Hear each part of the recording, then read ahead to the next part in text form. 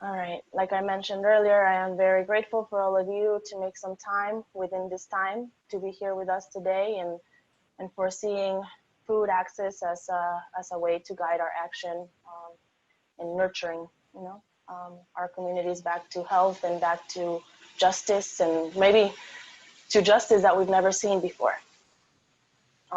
So there we go. Just to start with some housekeeping, the meeting actually, can we make sure the meeting is being recorded, please?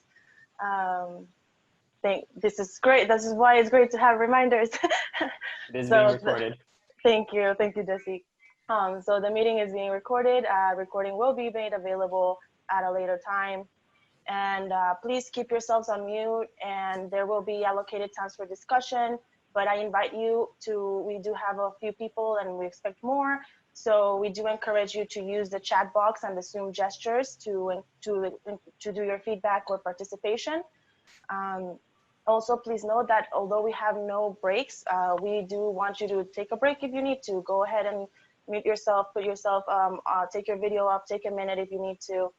And then at the end, please, we will post the exit survey. Well, there will be polls throughout the convening just to gauge community feedback. And at the end, we will have a survey that we will share on the chat box as well. So please just keep that in mind. Before we proceed, I want to make sure that we take a moment of silence for all the Black lives that have been and are being disproportionately affected by police violence, racism, and COVID-19, among other things.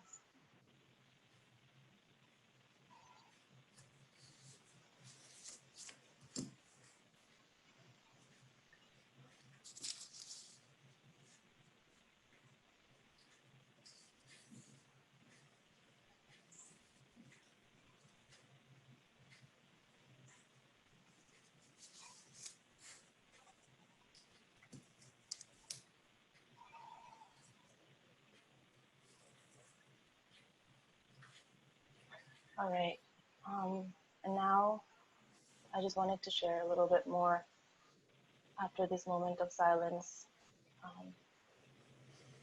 Just trying to get to my cheat sheet because the PowerPoint has no notes. Sorry about that. Bear with me a minute. Okay. I just don't want to miss anything. And sometimes when I speak, I know that sometimes it's great to just speak out of the heart, but sometimes you just need your cheat sheet to make sure that you touch on everything you want to. So again, I'm going to repeat that I want us to, not just now, but continue to take minutes of silence for all the Black lives that have been disproportionately affected by two important health crises, public health crises, one new and the other one that ties to history older than this country, COVID-19 and police violence. I hope these projects and collaborations through our food access efforts here in Broward always work towards true food justice, grounded in a vision of nutrition, economic, and health access justice and equity, and that the goal of dismantling the social formations that uphold racism and other bias systems that have led us to this. All right, now that I have shared that, I am going to continue. All right.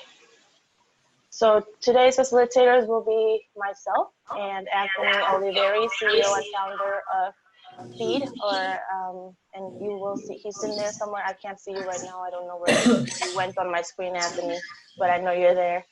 And now just to give you a little bit of an overview of our organization, Urban Health Partnerships, is dedicated to investing in communities by co-designing sustainable change and promoting equity and well-being across the lifespan. And we do it through 5 pillars,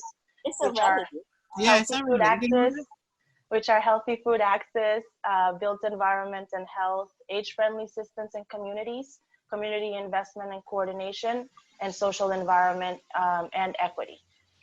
So I also want to start this, before we actually get started, I want to acknowledge that just within this cohort, this group of individuals that is here today, with all the diversity that we present, we hold a lot of power in this space, a power to really impact action and change the communities that we live for the better, ensuring that everybody has access to affordable, healthy nutrition that then leads to a lot of other great elements of growth in a person's life. So please, let's remember that, because that's what we need right now. So just a quick overview of what we're going to be discussing today. So I'm going to give you a brief overview of Food for All, just for those of you that may be already aware of what we do. For those of you that may be newer to what we do, we just want to give you a little bit of an idea of what we are and why we're here and why we call this convening today. Then we'll reach out to the community that's here today. We want to learn from you due to the fact that we have a tight agenda and a lot of people involved. We will have some polls to start that conversation, but we won't be able to have everybody participating all at once. So please use the chats. Please let us know what you're thinking, because if we can address it right now, we will. If not, please note that we are monitoring all of the Zoom calls so that we can actually address those issues or those comments or those concerns at a later time and follow up with you all after the convening. Then after that, we will discuss some of the existing infrastructure examples, so pieces that are already part of the puzzle in some way in building resilience and for the food system in Broward County, and how do we make connections to continue to build on that resilience and recovery. And then we will just close it out with some here in the existing infrastructure efforts. We'll also hear from some of our partners that are part of that puzzle, right? And then we'll discuss some next steps. What do we do? Where do we go from here? Because we definitely want to do something. We want to do things together. We want to collaborate. We have a lot of things that we need to accomplish together. And then after that, we'll close out for the day. So before I start with this, I don't like to be the one talking a lot. I really don't, but thank you for bearing with me and listening in. So just to get started about Food for All, as I mentioned, some of you may already be aware of Food for All, and others may just be newer to Food for All. Our goal is to help build stronger food access in the county of Broward, and we want to make sure that that is not just done in silos, that it is about this holistic experience and this integrated approach where we're looking at hunger and food insecurity, environmental issues, economic development, community to clinic linkages, reduction of areas that are blighted, and improve the health quality overall. I'm sorry, the Zoom is really kind of messing with me right now in my screens. I apologize. 1 second. But I think I'm also supposed, there's some pictures here. There's some pictures. There we go. Okay. And our initiative actually has been funded for 2 phases. The first phase ended in last year, and the second phase started towards the end of last year.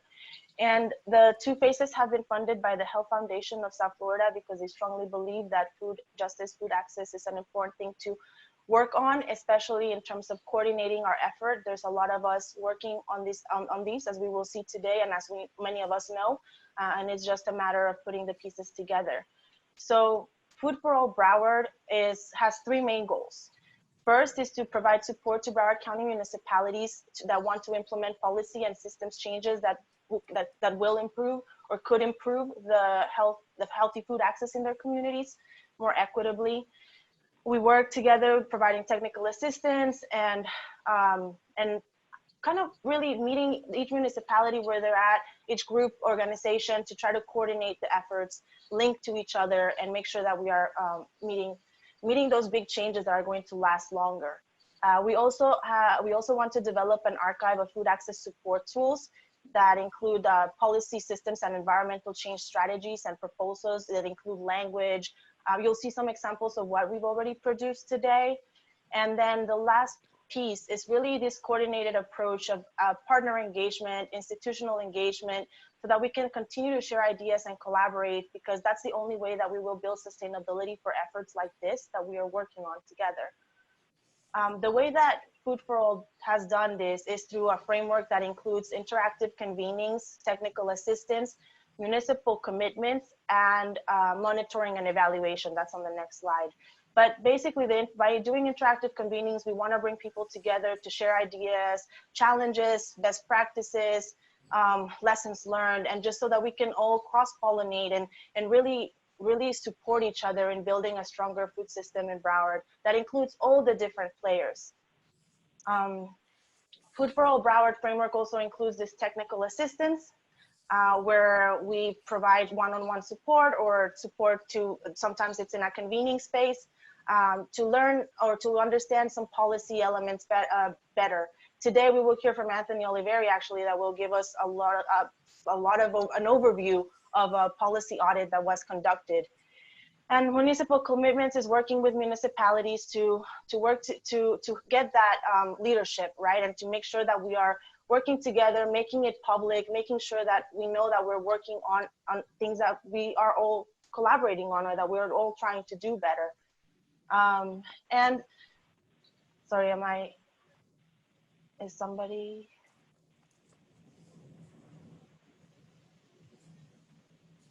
Okay. So finally, also just monitoring and evaluation.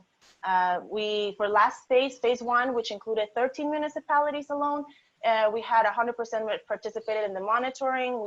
A majority of those 13 attended at least one convening. 62% of them received technical assistance, and 46 submitted a municipal commitment. But if we add the numbers of municipal commitments and policy and systems changes, then those numbers go up. These are some of the examples of the tools that I was sharing about our second goal, to document and have tools that support municipalities in trying to do this work. And so these tools are available. We will share these in the post communications.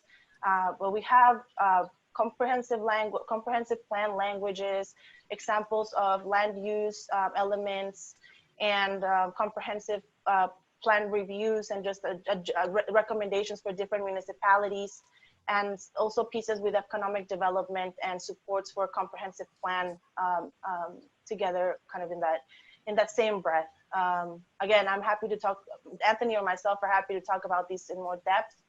But really what makes us effective is consistent face-to-face and one-on-one interactions, the municipal staff leadership, and really engaging in that policy and systems changes to make sustainable impact, and the technical assistance to build support, capacity, and localize the effort collectively with people that are already working in the area, and making sure that we are coordinating our efforts. Now I'm going to pass it on to Anthony so that he can talk a little bit more about the policy audit that we conducted, that will give us a better overview of what Broward County is looking at in terms of food access policies. Having some technical issues right now. Okay. Thank you, Ellie. And next slide, please.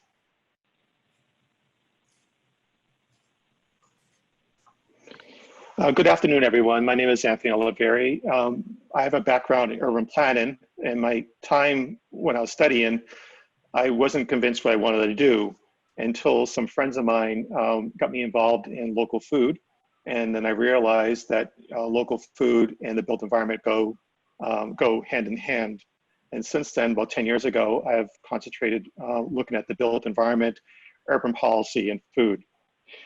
This first graph you see is a assessment of the 26 municipalities. I couldn't fit all of them on there, but I fit most of them have numbers of the number of land use policies related to food access. In the beginning, we had 13 municipalities, and there were about 39 policies. Those 39 policies weren't all directed to healthy food access. Some of them were related to healthy food access. For example, there may be a municipality that would have a policy for energy efficient land uses, and that could justify localization of food. And this round of the new 13 municipalities that we took on for phase 2, we only looked at policies directly related to food.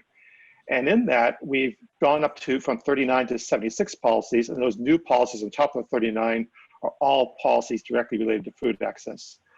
So for example, out of the 76 new policies, 11 of them come from Fort Lauderdale alone. Fort Lauderdale in the last year has done extensive revision of its comprehensive plan, adding a whole element with 11 policies orientated in shaping food access at various levels. And the food access is not equal across all counties, across all county documents.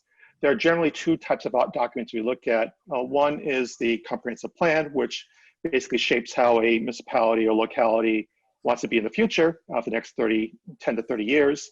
And in this case, we see that Broward County and Fort Lauderdale have dedicated a lot of resources, a lot of policies to the comprehensive plan. That's in the blue. You can see the majority of the number of policies they have are in the comprehensive plan. That's important because comprehensive plan policies should direct and should shape how they're implemented in the code. So the code determines like where activity should be, how intense it should be, what times it should operate, and its operational standards. Furthermore, we also looked at what parts of the food system these policies affect.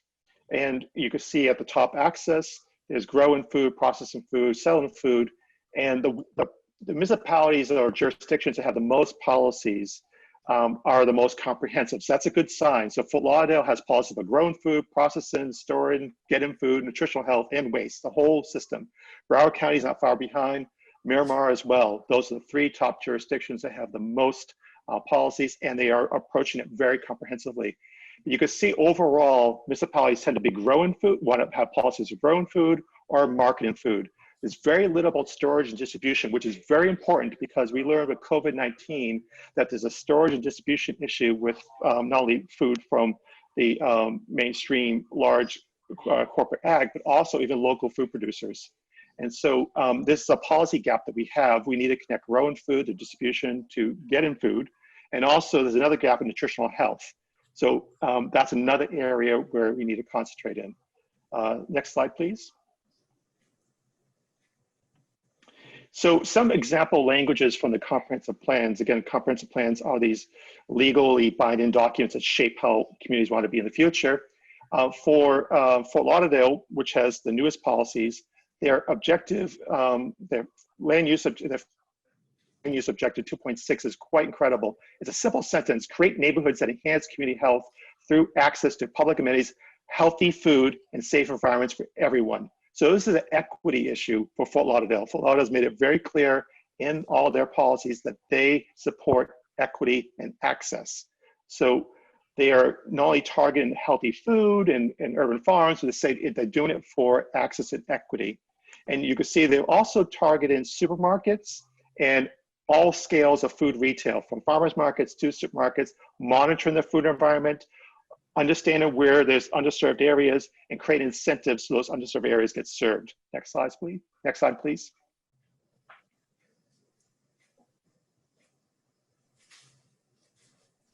Next slide, please. Well, as the next slide is coming, we also have, I guess it just disappeared. There we go. Other comprehensive plan policies are in the county. Broward County led the way in the county. Broward County proper led the way having the very first comprehensive food access policies. One policy that was the first one is the climate change element. In the climate change element, the very first comprehensive plan policy of food access in the county, perhaps in Southeast Florida that I know of, they explicitly mentioned that long-term food security, that community garden networks, local food production is not only for resilience and lowering the carbon footprint, but it's also to secure long-term food security for the community. So Broward County very early on recognized that food access is an equity issue, it's a resilience issue, it's intertwined with many issues, and that's what you should have in a comprehensive plan, that the policy should be comprehensive. It should link to other areas of the plan, other civic agendas in the plan. Also recently, Broward County has added policies in the housing element. So they mentioned food access and high density housing, and also the transportation element, where Broward County commits itself to work with the MPO and to prioritize funding for projects in so-called food deserts or low access food areas. And in the land use plan as well, Broward County makes a commitment to basically understand how development affects food access or the elimination of so-called food deserts, which is quite important. This means that municipalities should look to the Broward County Comprehensive Plan for guidance and for cooperation that Broward County is interested in funding, it's interested in guiding, it's interested in land use decisions and food access. Next slide, please. And besides comprehensive plans, which create this long-term vision and should direct how codes and implementation of projects should take hold, there are also some very good examples of code language. My favorite code language comes from Lauderdale. They made this a while ago. They don't have a comprehensive plan policy about community gardens, but they do have a really interesting code. Their code is interesting because in the purpose and intent of that code, it says we are going to have community gardens because of health, for affordable local food, for economic health, for cultural diversity, for education, and also for diverting waste. And they also talk about the built environment, right, by basically eliminating blighted land. So this, and it's very unusual to find this in a code, but the code is very comprehensive. It almost reads like a comprehensive plan policy. And I think it's a great example for other municipalities to look at, because besides this part, they also lay out how the community garden should operate, its standard operations, its permanent process, recommendations for the public to be educated on growing food. So it's a very good code. Miramar invested a lot of money, a lot of time in revamping its code. It covers hydroponic farms, rooftops, vertical farms, community kitchens, commercial kitchens, and they allow it in the business district, the commercial district, some in the residential district. It's a very, very robust code that they outlined, and just recently they amended their comprehensive plan to go along with the code. So four good examples is Fort Lauderdale, Miramar, Lauderdale, in Broward County, how to craft comprehensive plan language and how to craft code for healthy food access. Next slide, please. And so that's an overview of the policy scan, and the policy scan is a fluid process. So as municipalities do update their comp plans and do update the codes, we will do our best to record them and to convey them to you. But for now, I want to turn it over to someone who's at the forefront actually making these policies, is Lorraine Tappan. And Lorraine is the principal planner for the city of Fort Lauderdale. Had the pleasure of meeting her several times in person, and I'd like her to go over her future land use element and the process and what the future, how the future land use element came to be and what it entails. Anthony, thank you. Thank you so much, and Aurelie as well for your summary already of what we've done with our comprehensive plan. And I just want to confirm, I think you all can hear me okay. So Fort Lauderdale was undertaking a major update to their comprehensive plan. And one of the themes in the update was social justice in addition to community health. So as we were bringing these themes into the plan, it just so happens that Food for All Broward, Urban Health Partnerships contacted us and said, how can we help you have food access policies in your comprehensive plan update? So the timing was just absolutely perfect for the time that we all got together and we were able to come up with policies that address this issue that's just so relevant to many parts of Broward County and definitely specific areas of Fort Lauderdale. So we started out by adding these objectives and policies to our future land use element, starting with objective FLU 26 titled Enhancing Community Health and Food Access. You can see policy FLU 261, which Anthony brought up, which is we would like to actively monitor food accessibility by using data, possibly from the U.S. Department of Agriculture, to figure out where we have continuing areas of food, where there's a lack of access, where there are fewer grocery stores, fewer farmer markets, and the like. In addition, if there's potential, if we have any good health data that shows excessive comorbidities, like, high cholesterol, diabetes, and so forth. We want to make sure that we're continuing to encourage the location of grocery stores and farmers markets in those areas that are underserved by access to healthy foods. And we also included language that it's important to work with our local nonprofits.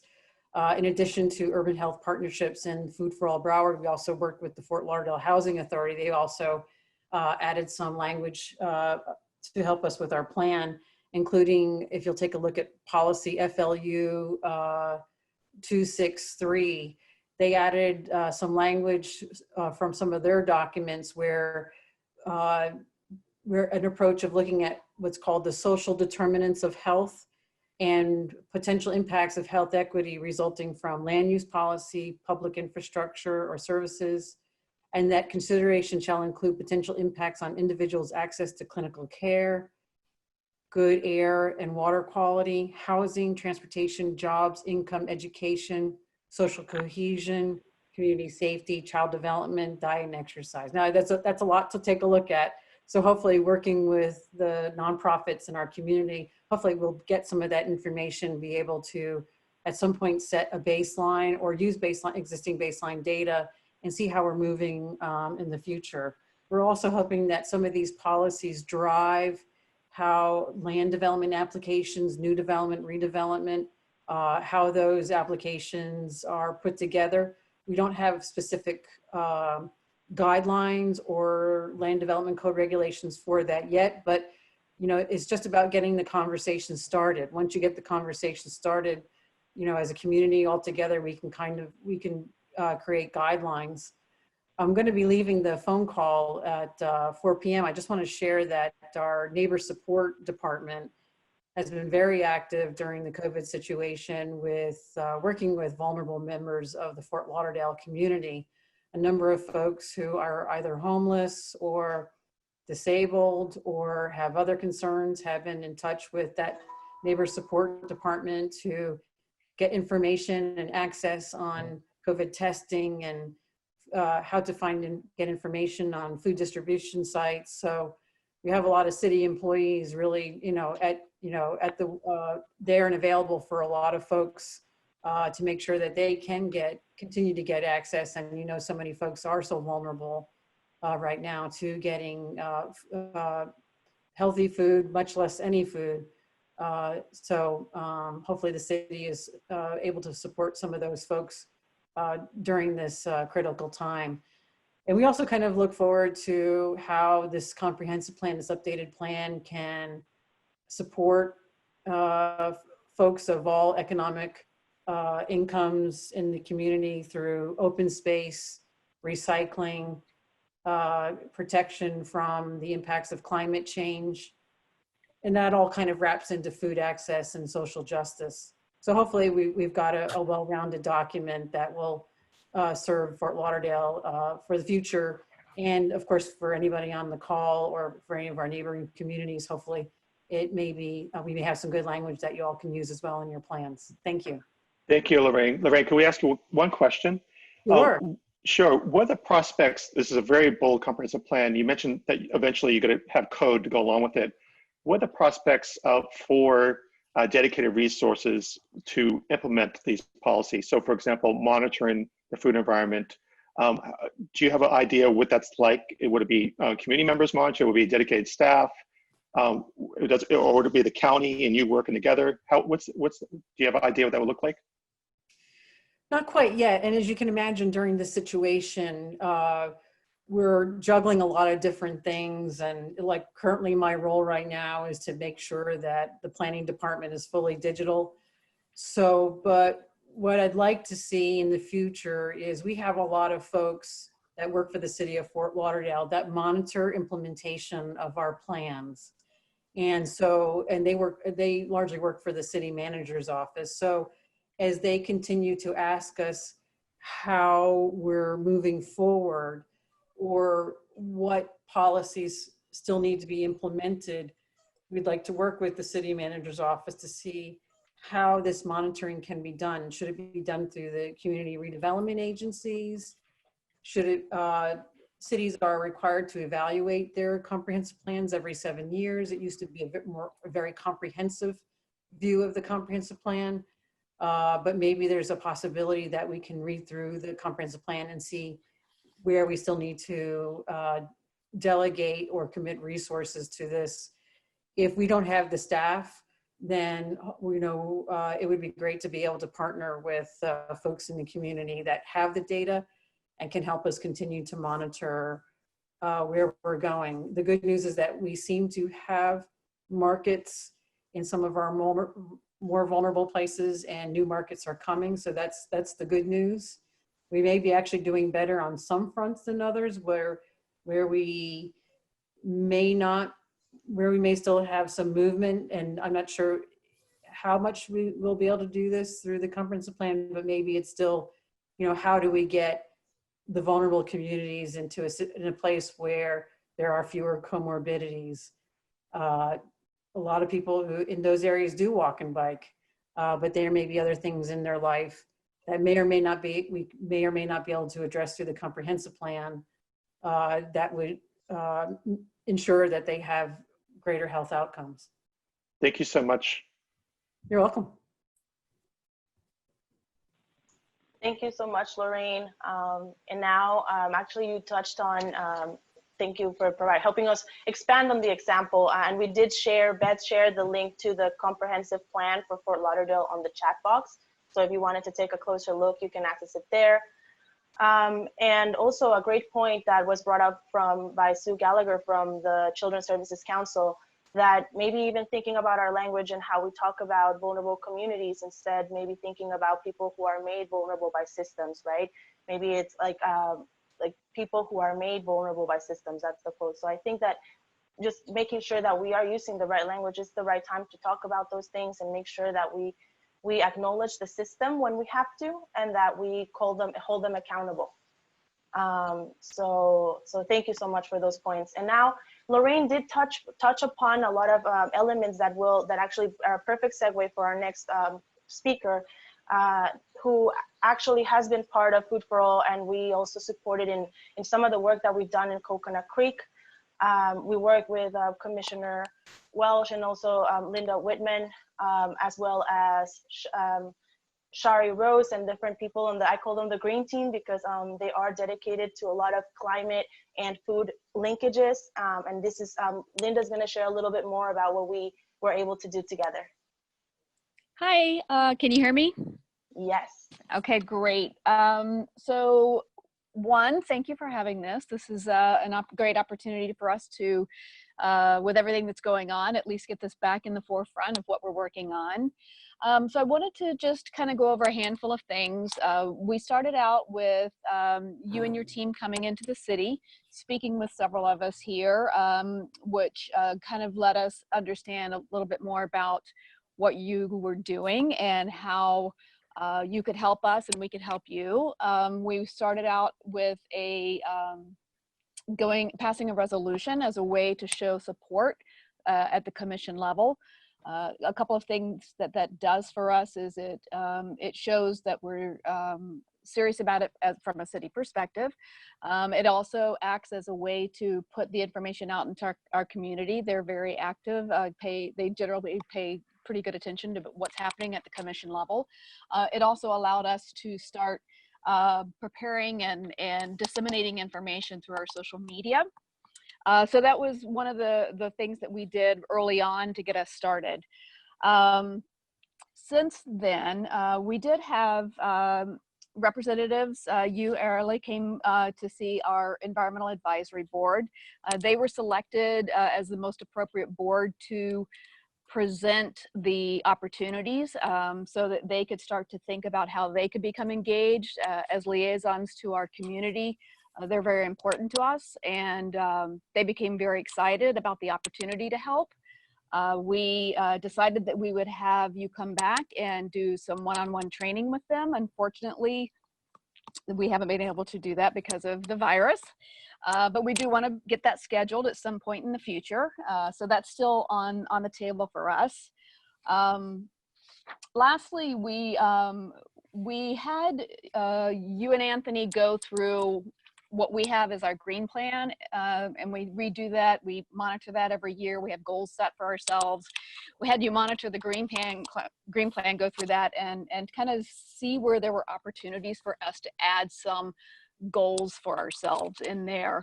We also had you go through our Audubon International Sustainable Community Certification to see where there were opportunities to add goals in there. So we did, with your help, identify a handful of things. We recognize one, that our most vulnerable community is probably our Winmore community, which is elderly community retirement village. We realized that we were going to try to get their emphasis on food and food opportunities so that they could have better access to our farmers market that we have starting in the fall. We're going to start working on that in the next several months, put together some good signage, some good information, some social media campaigns, and use our video group that we have here at the City Hall to put together some information to go on our what we call Creek TV. And we think that'll be a good opportunity to make sure that the seniors in Winmore are not only aware of the farmers market, but know how to get there easily. And we'll see if we can come up with some other ways, creative ways, to make sure that they get what they need from that. Secondly, and this is something we're very excited about too, is we talked about food forests somewhere in the city. We ended up deciding that possibly our greenways, which we have quite a few greenways, would be a wonderful opportunity to put a food forest.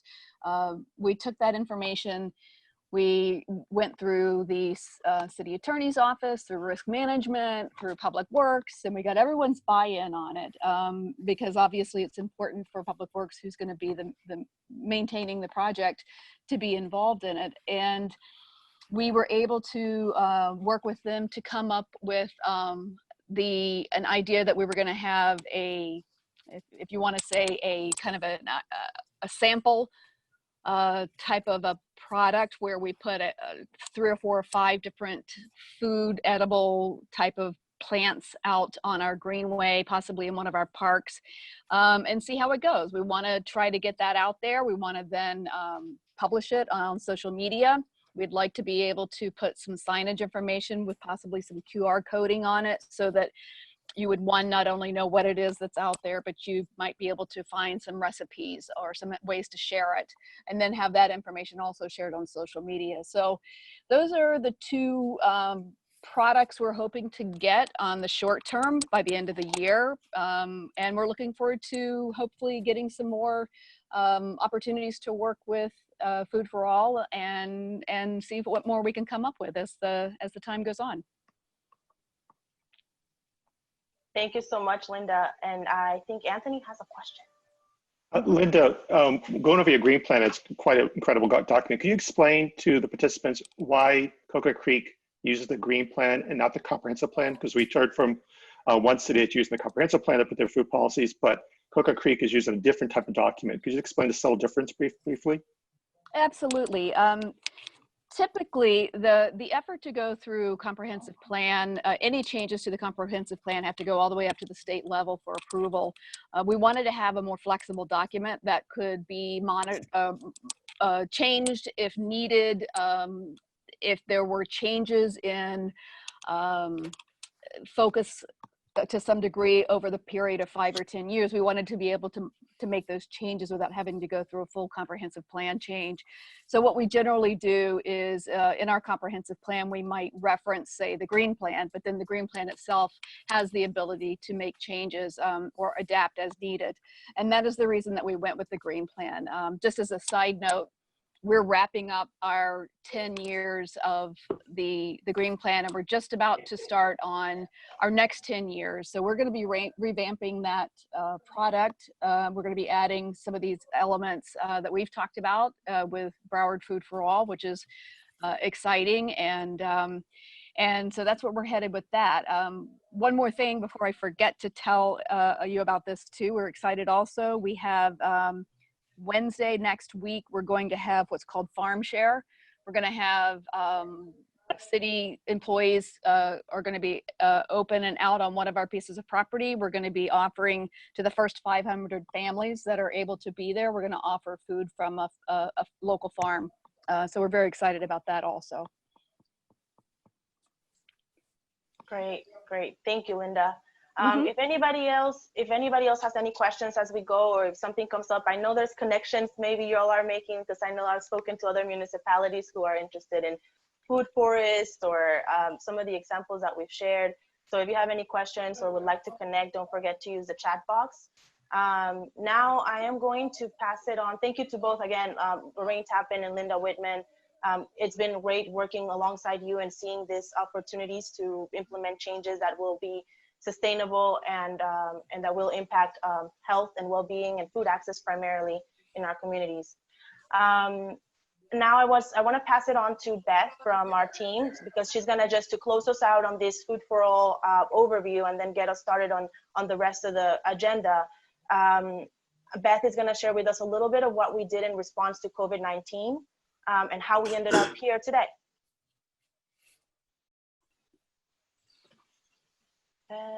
Okay. There. All right. So thank you, Riley. Just very quickly, I wanted to share that in response to COVID-19, our team did some research about and developed a resource list with some COVID-19 and some food access information. You can find it on our website, which we can post in the chat. We also launched a Facebook page. Now it has 41 members. And this is intended to be a place where we can all share ideas, ask questions, we can post information about events, so we encourage you to follow us. We also encourage you to share your own resources on this Facebook. For it to be Food for All exclusive, we want it to be used by municipalities and organizations that support food access, so that you can make connections and collaborate, and we'll also post the links so you can follow us on Facebook. In addition to these steps, our team connected with several municipalities and organizations in order to hear about your vision, your challenges, some successes, and your ideas. Our goal with this was to identify the most pressing topics, and then we used that information to build this convening around a discussion of those. So thank you to everyone who shared with us. Hopefully we're going to address some of your ideas, and if not, we want to continue to have the conversation. Thanks.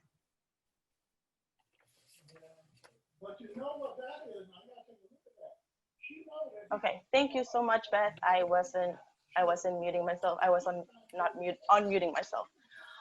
So now for the piece of kind of getting to see who's here and who our Food for All Broward community is, and to get us kind of started on a conversation of the different connections. Just wanted to bring up again, the examples of Fort Lauderdale, the examples of Coconut Creek are just one of many, but as you can see from those examples, there's a lot of connection and possibilities for nonprofit partnerships with municipal leadership, support from existing subcommittees and other elements that we are all already involved in.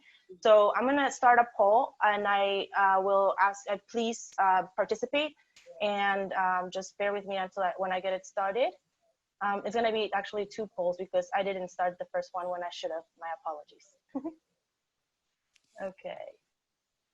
Can you all see poll number 1?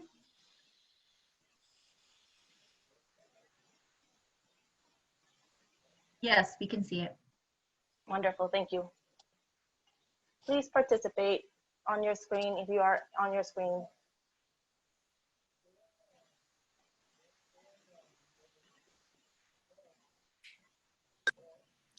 Arlie, it just says poll in progress. What are we supposed to do with it? Can you click on it? Is it? No. No? Okay, let me try to start it again. Okay, let me see. I can do it. Okay, Yeah, restart, it's working. restart, share Now I got it. results. Okay, I'm gonna relaunch it. I apologize. Okay, is everybody seeing it now? Yes.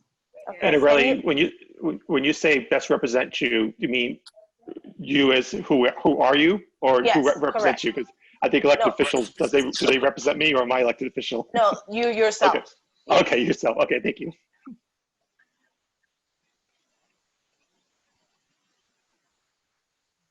Are you all participating? Question? Because I don't see anything on my end. Yes. Okay.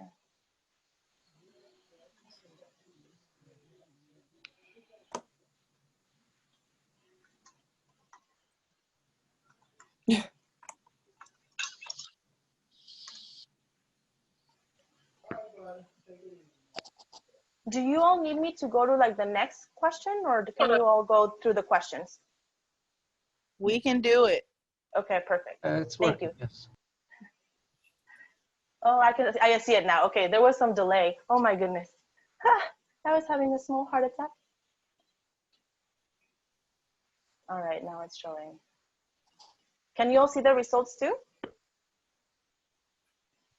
Not yet. Not yet. Okay, so let's give it a minute. In the meantime, anybody wants to, I know there's other partners here that maybe somebody wants to share a little bit on these questions or what you're here or some of the work that you've been involved. I would just ask that you keep it very brief. As we will, after the poll is done, we will move on to the next.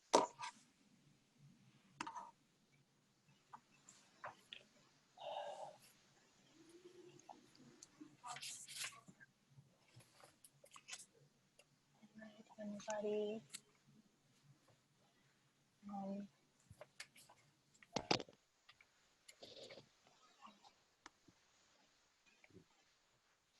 All right. I actually wanted to ask, do we have somebody from AHA here? Yeah, yours there. Okay, wonderful. I wanted to just ask if, I'm going to move to the next poll. And when you see, has everybody responded? Almost, not everybody. But well, the next, The submit, yes? sorry, it's Andrew. The submit button, mine is gray. I can't, Huh. actually, I filled it out, but I couldn't submit. I don't know if I'm the only one having this problem. Maybe you need to scroll down. Maybe you need to scroll down I'm and vote. all the way down. Maybe you missed a question? Yeah, Is it- maybe check if you missed the question. When you're in the questions that's saying what municipality you live and work in, you have to put none of these if it doesn't apply to you. Okay, thank you so much for that. Yes, you have to select one at least.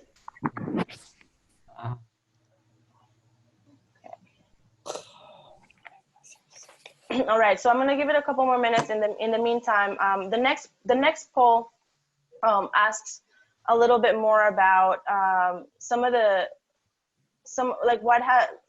work that you're doing now, right? It's not the poll that we're on yet. I'm still in the first poll, but in the second poll, I will be asking a little bit about what the work that you're doing, what have been some of the things that you've been more connected to right now during COVID-19, and what's coming up right now with everything that's happening as of late in terms of police violence and the communities that are most affected.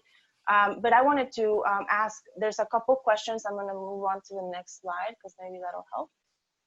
Yeah, so these other questions, I wanted to see if somebody from AHA could share a little bit about what your work has been right now, what you're looking to do, how you're able to support. I know there might be somebody else also from the Florida Food Policy Council if they wanted, and also the South Florida Hunger Coalition. So if any of you are able to share a little bit on what these questions kind of represent, that would be a great time. And as I continue to pass on the poll, so please just note that I'm gonna share another poll after this.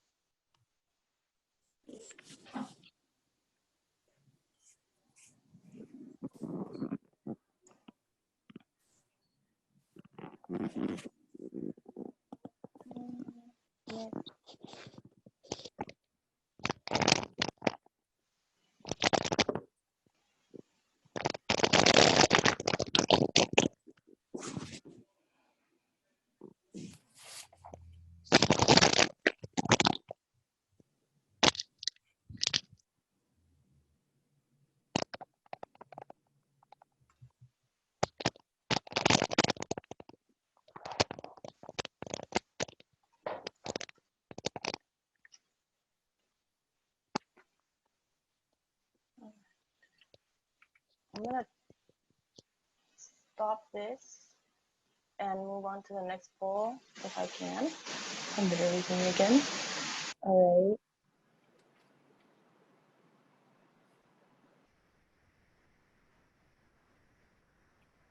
All right, and then let me go to poll number 2.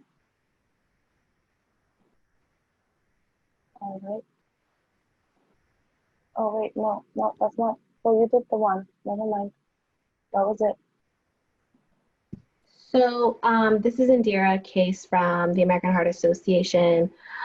We've done a few things in relation to food access and in response to COVID-19. So we're currently trying to seek funding to do virtual cooking demonstrations. And we're also supporting a few food distribution for some of our community partners that we were working on a Healthy Families initiative prior to COVID-19, but we kind of pivoted to kind of meet the needs of the direct needs of the community now. And so we've worked with some of our community partners on that. We're also had another initiative that technically ended, but we had some additional funds as well to work with some of our hypertension patients that were enrolled in a self-monitoring blood pressure program at a local FQHC. So with that, we'll be purchasing some gift cards to Publix and local grocery stores to distribute with blood pressure devices.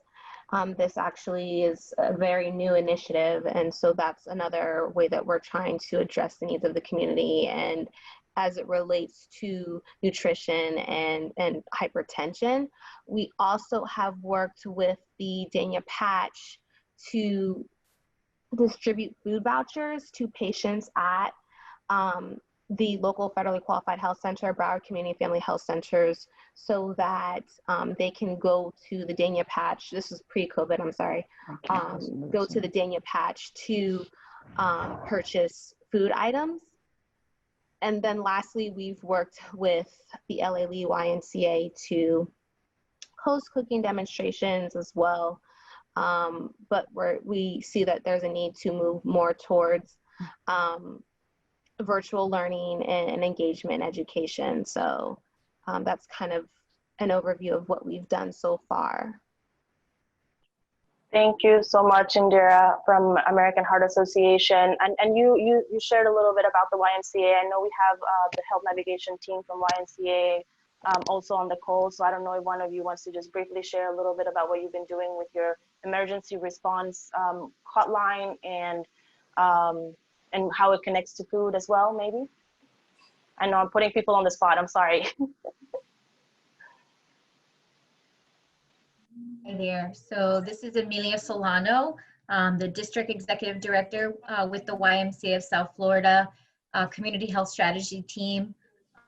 We program, do a lot of programming and empowerment throughout the communities within the surrounding the LA Lee YMCA, and as, also I also oversee the Alapata YMCA in Miami. Over the years, we've done a lot of work around community health in particular, bringing our programs and resources to the community outside of our walls throughout Broward County. In particular, we have our health navigation program, which specifically works one-on-one with individuals who have some chronic illnesses, who have needs, that affect their health, but stem from other issues. One of those being food insecurity, of course, and many others. So our program has been very successful in helping, a lot of community members, but in particular through the, getting through this COVID, we immediately, although our doors were closed in March, we immediately, continued to deliver our programs remotely. Our program expanded to include an emergency fund. So while our health navigation program assists the team The team assists participants for a period between 4 to 6 months with many, issues.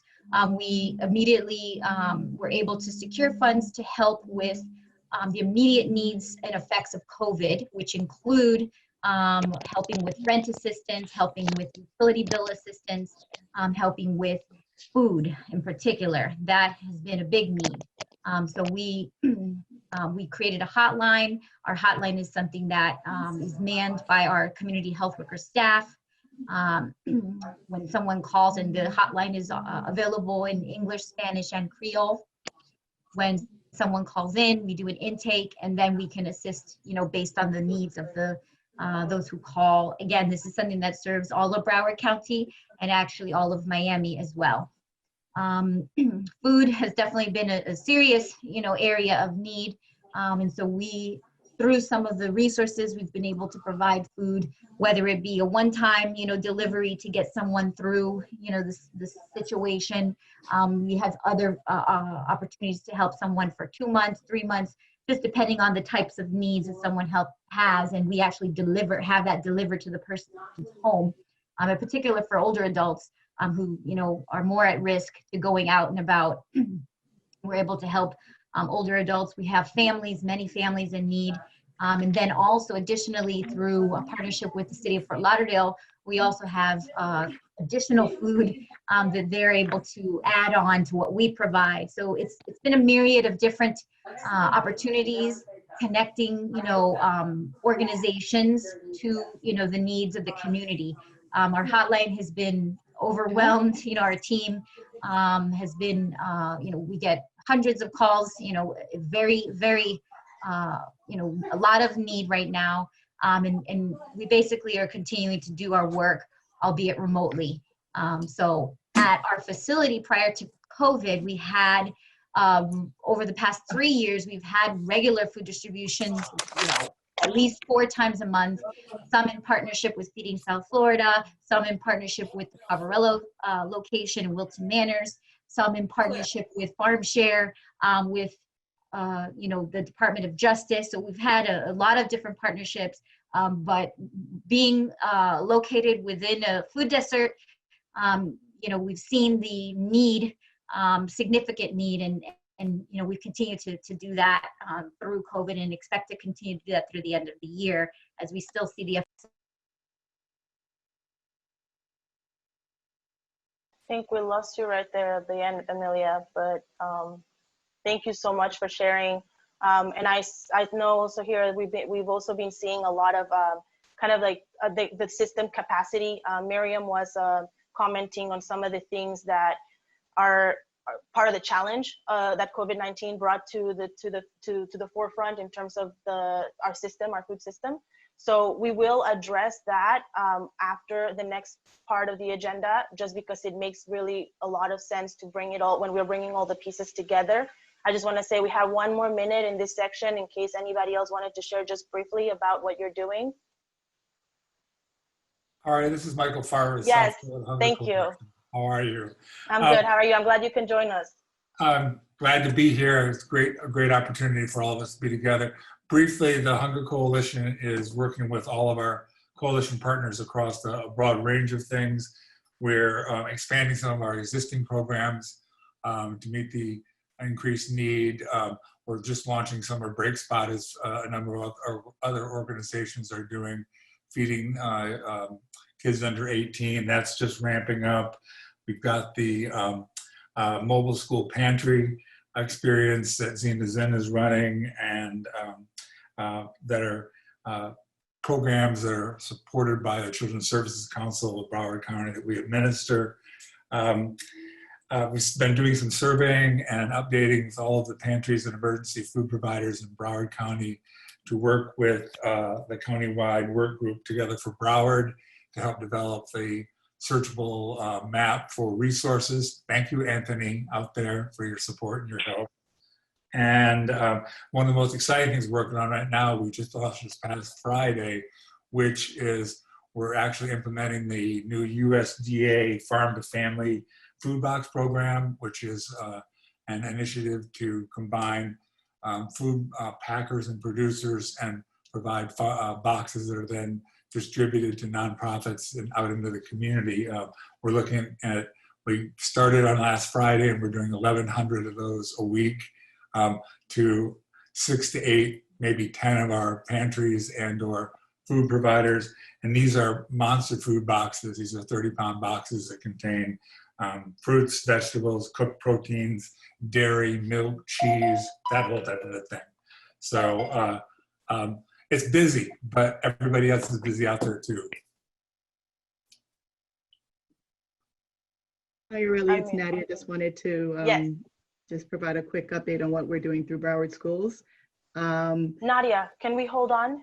Sure. Because I have you later in the agenda. Okay, great. Sorry about that. Okay. All right. So thank you so much. And like I said, yes, now also we have the town of Pembroke Park, who are also doing some food forest work and have been doing a lot of great work. They've been building a network. Miriam, I'm sorry, I wanted to address this later, but let's just bring it up now, and that'll help us connect to the rest of the pieces. All right.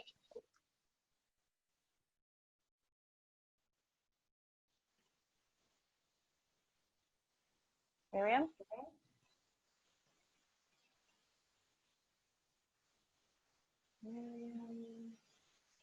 Hold on. Well, I guess, Miriam, town of Pembroke Pines, are you able to share right now? Oh, no, we can't hear you. Sorry, technical difficulties. Make sure you're unmuted, or Jesse, can we unmute Miriam, please? Can you show us There we now? go. There we go. We can hear you now. Okay. Thank you. The Vice Mayor would like to say something. Yep. Hi, Arlie, and to everyone. Hello. In the town of Pembroke Park, we have done something that's exciting and extraordinary to help. And because of the COVID-19 virus, which was a shock to everybody, we started a food giveaway program with Feeding South Florida, and we've been doing that for close to 8 weeks, and we do it every Saturday, and we have given groceries and food to thousands of people, thousands. It's been a totally success, and the mayor and all the commissioners and myself, we're out there every Saturday, and we're handing out food to people in lines. It's well organized, and that is also another way that we've discovered how to mitigate or lessen these food deserts. Pembroke Park is also in a USDA food desert, and our goal is to lessen that, and so we started a food forest. We started a community garden, but what COVID-19 taught us was you need a lot of food and a lot of trees and a lot of vegetables to give out to the people, our residents in surrounding areas. So Feeding South Florida, we've partnered with them, and it has been tremendous. It's been so exciting because we have really helped thousands upon thousands of people, and we do this every Saturday. And we just passed another motion, the commission, the mayor, and the commissioners, that we're going to continue this good work probably for months to come. So that's another thing to look into besides doing food forests, community gardens. In addition, find an area, a location where you could start these food giveaways. And in the very beginning, we were all out there with our masks, our gloves. I think the CDC, who's at the Community Disease Center, they were out there making sure that we were 6 feet apart. And we were in the front lines with everybody at the very beginning of the pandemic here. And it was really, really something, but we helped. That's the most important thing. And to see one person, you know, say thank you for the good work means everything to us. And we just did that. Oh, Arlie. Arlie? Yes, yes, yes, I'm here. Could you get Pembroke Park put on your list? Of course. It's Okay, Pembroke very Park. good. Pembroke Park was on the list, I believe. Oh, okay. No, But I'll we take, didn't. but we'll take note that you were there. If it's not there, it was a complete typo because I did read it and I should have copied it from my list. Yeah, and if you want to see how we operate this, you're welcome to come, on Saturdays. Yes. From 8:30 in the morning, probably to 2 or 3 o'clock in the afternoon, and you will be moved. It is a way for us, a way to feeding all Broward, to get food out in quantity. And you just have to partner up with the, Feeding South Florida and Farm Share and all those groups that you're part of, Arlie. And then I would like to also say in closing remarks, thank you very much for Arlie and all the other participants, because this is how we're going to do it, not just sitting around talking about it, but actually going out and doing something about it. And together we can make a difference. And it's been proven now to us that you can. We just have to use all the tools that Feeding All of Broward offers and other organizations. So thank you very much. And I don't know if Miriam wants to say anything. Miriam, do you have anything? Okay, thank you, Arlie, and thank you to everyone. Thank you so much, both of you, and the town of Pembroke Park, and all the people, all the different partners that shared during this time. I think it's a perfect segue for us to move into this existing infrastructure. These are existing infrastructures already. These are things that are happening already, things that are connections that are already taking place. The example of the Hunger Coalition, Feeding South Florida, the town of Pembroke Park, and other cities, the YMCA. Really, there's already coordination and happening. It's about how I hope that everybody's taking notes about what everybody has shared has been their challenges and their lessons learned, because that's the way that we're going to continue to connect, and that's really our goal. Right now, I'm going to make a slight shift in the agenda. I know that we have Sunrise coming up to share a little bit more about. We wanted to share with you. So sorry, I'm jumping ahead too far. That happens to me sometimes. So in the conversation of existing infrastructures, we kind of categorize them in two levels for this purpose, but obviously I wanted to, there's larger elements and larger groups, right? But at the municipal level and at the county level. At the municipal level, we have something like the existing programs, some examples that you heard already, and we're gonna hear from the Sunrise the City of Sunrise Pantry, and then existing collaborations, which we're gonna hear a little bit more from Flippany and their collaboration with the City of Hollywood. And then in the county, we're gonna hear from existing action-based councils and committees like the Children's Services Council of Broward County, and also emergency response systems and multi-sector coordinations that actually has already been brought up, the Broward County Public Schools Together for Broward Task Force. We'll be hearing from them. Amanda, do you mind if I put Lean before you? Awesome, thank you. So we're just gonna make that shift. Bear with me as I go through the beautiful sunrise lights. So close your eyes, don't see. Okay, here we go. Now we are going to, Lynn is gonna talk, Lynn Kunis, the founder, president, and CEO of Flippany, will be sharing with us a little bit about their collaboration with the City of Hollywood. Hey everyone, thanks so much. It's great to be here. I jumped on a little late and I have to jump off right afterwards. So thank you, City of Sunrise, where I live, for letting me skip. A little bit about Flippany. I mean, we know most of you, all of you. We provide healthy meals, nutrition education, fitness instruction to our community. We've been working with the City of Hollywood for, since our inception. I think the City of Hollywood was our first, the first person that we ever served in partnership with Memorial Healthcare. Right now, you can go to the next slide, Aurelie. So I just wanted to give a brief overview of kind of what we do. So for just the meal distribution portion, we started, Kay Gaither was our first site. They're actually our #1 site for all of our meal distributions, and now we're up to like site 267. They come and go, so but they're numeric, so they're still #1. And right now we currently, and this is a little COVID, but we have 67 partner sites right now in South Florida. We're serving about 7,500 meals a day. 7,500 kids at breakfast and lunch, so it's like 15,000 meals a day at those 67 locations. They're in Palm Beach, Broward, and Miami-Dade, so it's all 3 counties. And we have streamlined our process for people to receive meals. So if you are doing a weekly or monthly food distribution and you want Flippany to come out to distribute grab-and-go meals for your youth that come through, we can do that and coordinate that with our team.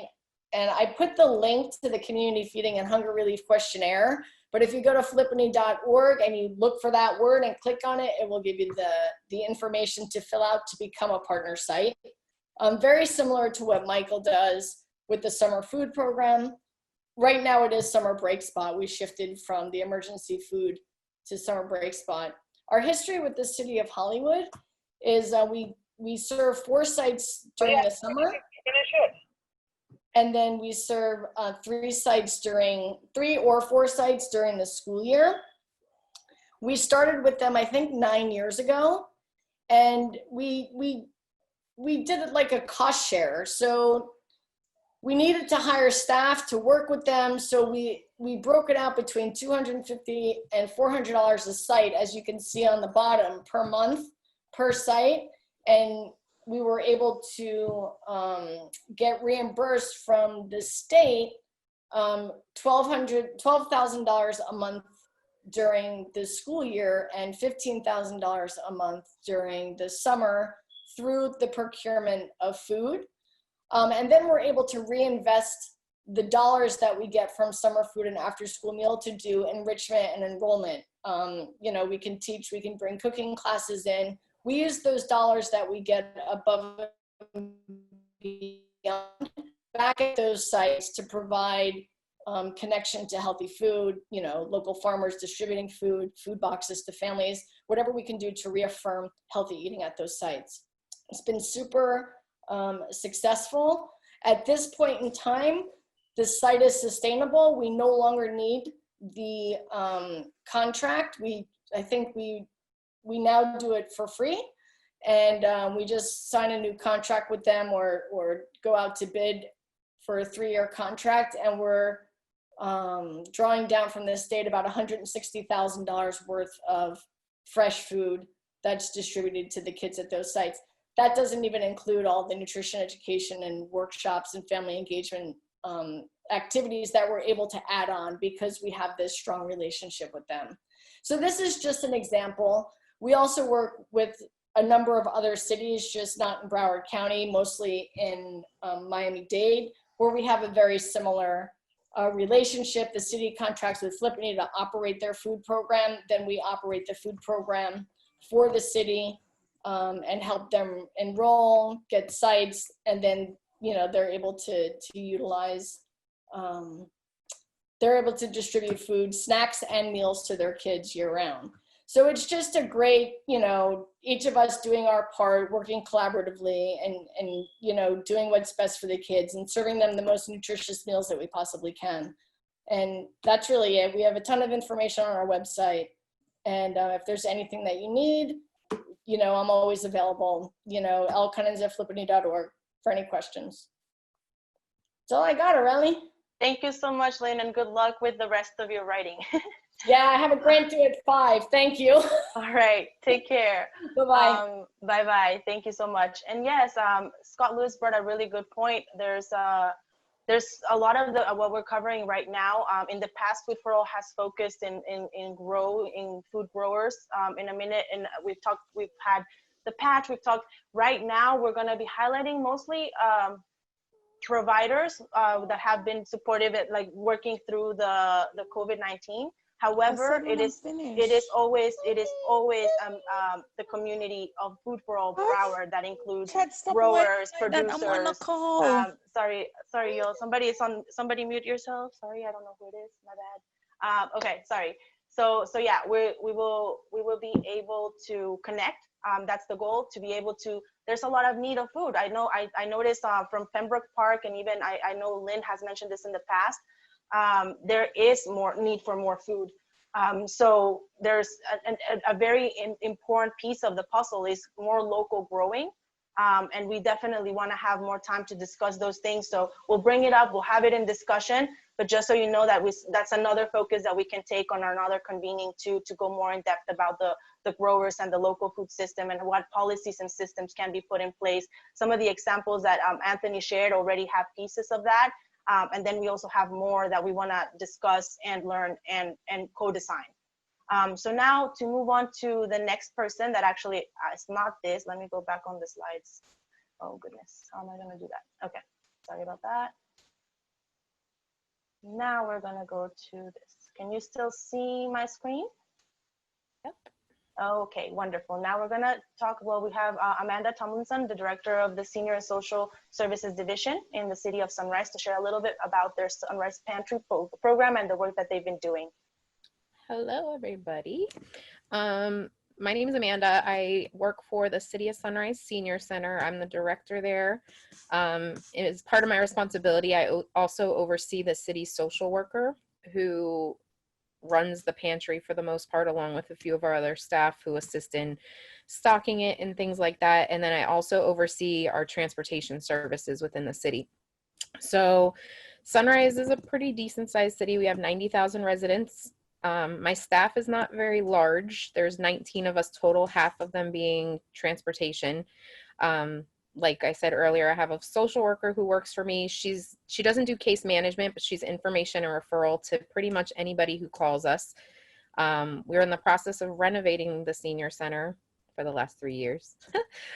But they're making some progress while we've been closed due to COVID, so that's a good thing. We're getting super close and we're super excited to open that. And like it says on here, we have 1,500 active members, not all Sunrise residents. Quite a few of them actually come from other cities. As far as boat go, we have people travel to get to our senior center. Arlie had asked us to focus on our pantry that we run. So I'm gonna go ahead and, Arlie, you wanna go to the next one? I just wanna make sure I'm not like missing anything as I go. So when we were talking and taking notes to make these slides, we guesstimated the food pantry had been there about 10 years, but in doing some further research since this was already put together, I found out that they actually had a really small pantry back in the 80s. So it's been in existence over 30 years, which is pretty amazing, and it's expanded as I've been at the senior center. I've been there a little over 7 years now.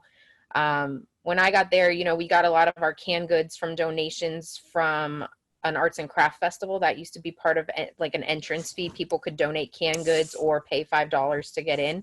So the pantry kind of expanded as we would receive those donations. And I would say in the last 7 years since I've been at the senior center, the donations have continually grown and steadily come in. We never used to do any like hygiene type items when I was there, but I found that people with food stamps don't have access to use their food stamps on those type of items. So the city budgeted me $500 a year. And this picture you can see right here that Carrie so graciously took for me is things like shampoo, toilet paper, you know, we have some diapers, adult and children diapers, things that people might not have the funding or access to funding to receive. So we kind of keep it in that little closet, not just to necessarily hand out to everybody, but the social worker based on need can go through and hand those items out or put them out depending on when we know different people are coming. But we do get quite a few donations at this point. The only qualification is they do need to be Sunrise residents for us to give them access to the pantry. So typically when I got there, they used to do everything by appointment only. And we had 2 days a week that, you know, the social worker would take appointments. However, just in the transition of the facility where we were using this like open closet space that you see in the photo, they had it under renovation for a while. So we went ahead and took 2 office supply cabinets pretty much, and one in the social worker's office and one in my recreation programmer's office. And we stocked those full of canned goods, and people would call. And because quite a few of the people that come would work, and we used to only be open till 4:30 p.m. This says you can pick up daily, but it's really Tuesday, Wednesday, and Thursday we're open till 9 p.m. So people have access to come and make an appointment. You know, we see how many people are in their household. We make them those bags and we label them. We just stick them in a little shelf, and the people come by and pick them up. And it's really, we try to keep it very discreet. We try not to ask for too much information. We do an intake form on everybody just so we have their information.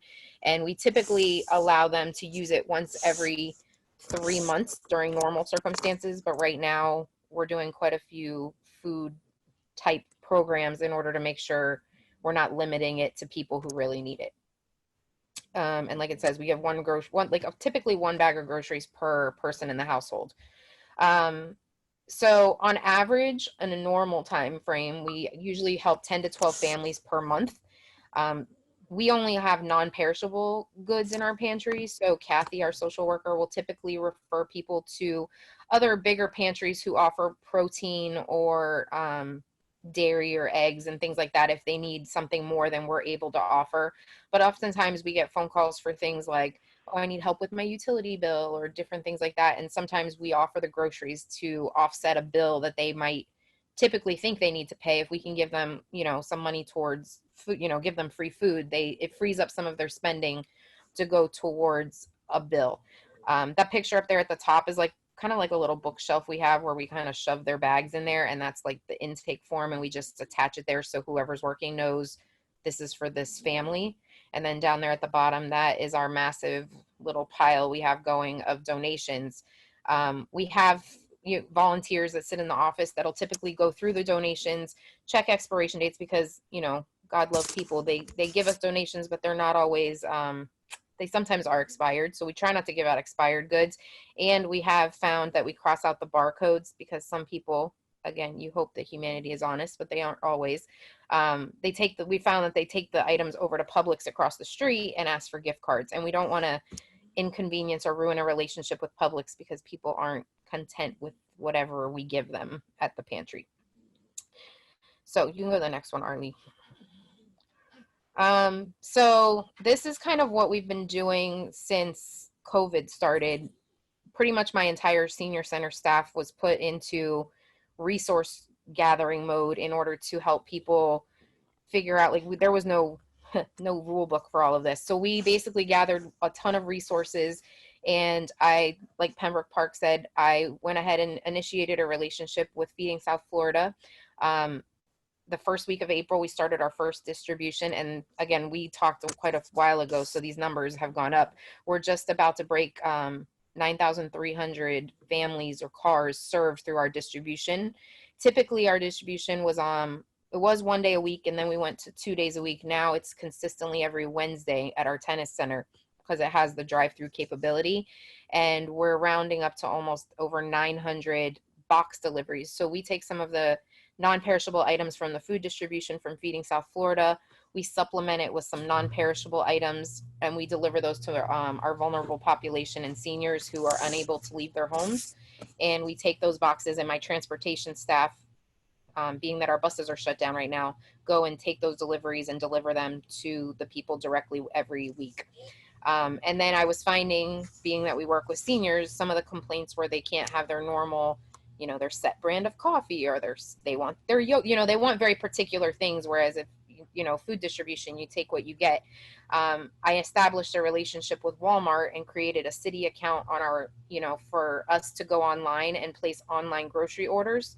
I send my we take people's orders over the phone.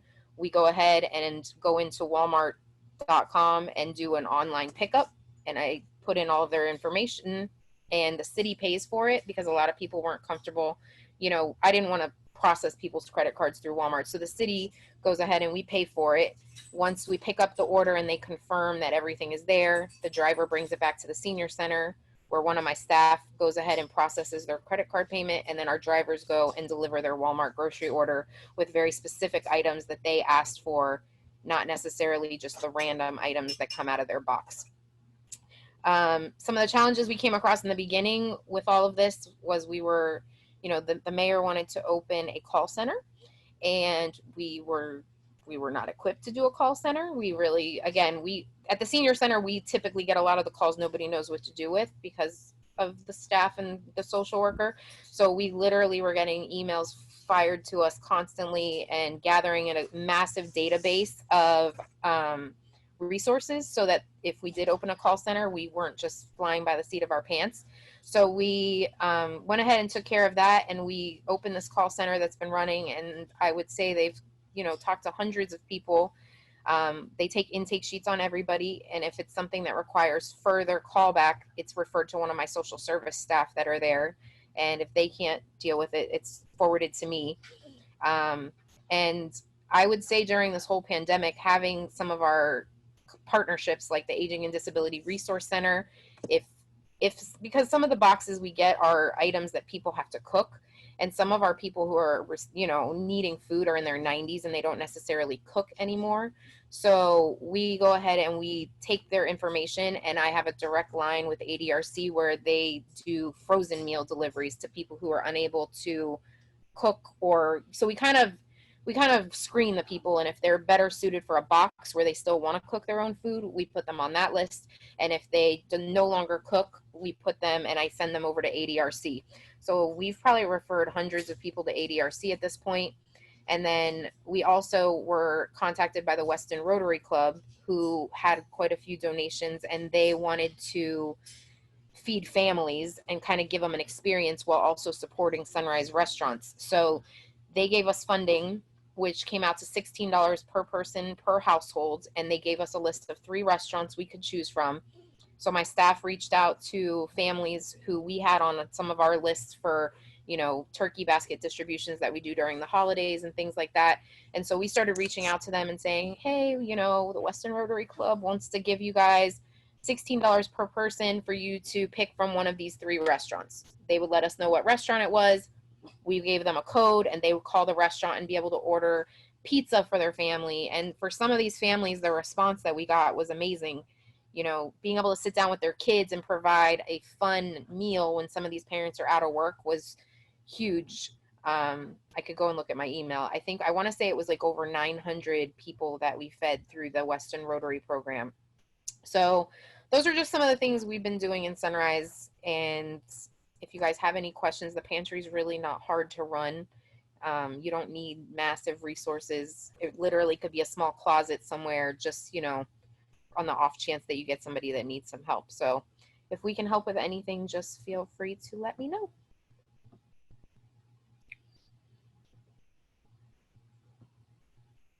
Thank you so much. Thank you so much again, Amanda. And now I'm going to jump over ahead the slides that we already went over. And now I just wanted to kind of, before introducing Andrew Leon from the Children's Services Council, I really hope that everybody's taking notes of the potential connections that are coming up as we are hearing different people share. I also want to let you know that we will have some time to discuss at the end, thinking about making these connections. And then also, if you have to go, if you have to leave, we will be sending a follow-up email, so please be on the lookout for that. We will send you as much information, and also a note. We will also monitor and evaluate everything that came up through this Zoom call, and we will send a mini report as well at the end. So that's part of what we like to do, and everybody will receive that. Just make sure you answer the exit survey, whether it is at the end of today or if you receive it in the email. All right, so now we have Andrew Leon, another existing action-based council that is coordinating. You've heard Children's Services Council already from a few examples and how they are playing a role in this puzzle. Andrew, please, thank you. Good afternoon. Aurelie, thank you very much for helping to convene this with Anthony and your team. Thank you for having us. Extremely important information being shared here today, some of which I was already familiar with, some of which I was not. I think Aurelie asked me when we had an opportunity to speak beforehand to give a little bit of context as to what the role of the Children's Services Council is in the system that helps to address hunger issues. And almost from its inception, we were created by voter referendum in 2000, opened the doors in September 2001, a week before September 11th, 2001, as a matter of fact. We almost since the beginning have been involved in addressing issues of childhood hunger. Obviously, everything else that relates to ensuring that children can grow into being healthy, responsible, productive adults very much centers on whether they are they're being fed or whether they are hungry. In 2004, we began with the Coordinating Council of Broward to fund the what was then called the Million Meals Committee. Michael Farver, a good friend for a long, long time, is now the president and CEO of what that committee became since, which is, of course, the South Florida Hunger Coalition. And Michael earlier kind of touched upon some of the areas that are covered under that umbrella. One of the original works that the Million Meals Committee produced was a report on childhood hunger. It was really the first time in coordination with the Coordinating Council of Broward where it was determined that at least 1 in 6 children in Broward County go to bed hungry every day. And so we're talking about 80,000 to 100,000 children in our county go to bed hungry every day.